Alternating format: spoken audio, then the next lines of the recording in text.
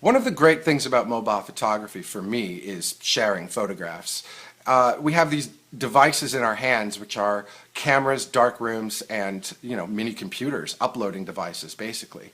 We love to share them. We love to show people things, whether we take our photography very seriously and we want to go into art shows, or whether or not we're just taking a picture of our lunch. We love to show people what we're doing, where we've been, where we're going. And I don't think that's anything that is new about photography. I think back to my mom and all the photo albums she had of my sister and I at Halloween, at birthdays, celebrations of any kind. There would always be a photo album, 1973, 74, etc. And when people came over to our house, one of the things she would do is show people the photographs of her kids to show, show how we've grown or what we looked like, or, she would look at it to see how big the trees were on our street 10, 15, 20 years ago. But the photographs were never in a vacuum. They were always presented and shared in some capacity, whether it was a photo album, whether it was sending a whole bunch of snapshots to our relatives in other states or countries.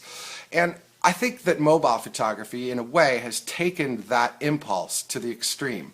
We now have devices in our hands, little computers that can take a photograph, we can process that photograph, and we can upload that photograph.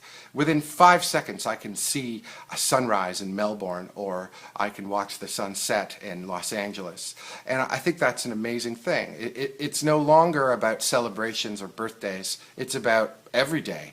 And for me, I think the word revolution gets bandied about a lot. But if we think about revolution as an upheaval, mobile photography really is an upheaval. It's not just the other camera companies have to catch up to the way that Wi-Fi and connectivity and apps have been so successful, but it's also the idea that we can instantaneously share things. We love the likes, the hearts, the comments. Why? Well, there's probably a lot of reasons why. Who am I to say why? But I do think that there is a human impulse to share things we've seen, places we've been. And I think mobile photography really is the ultimate expression of that kind of connection that we like to make with other people, with other places, with other times.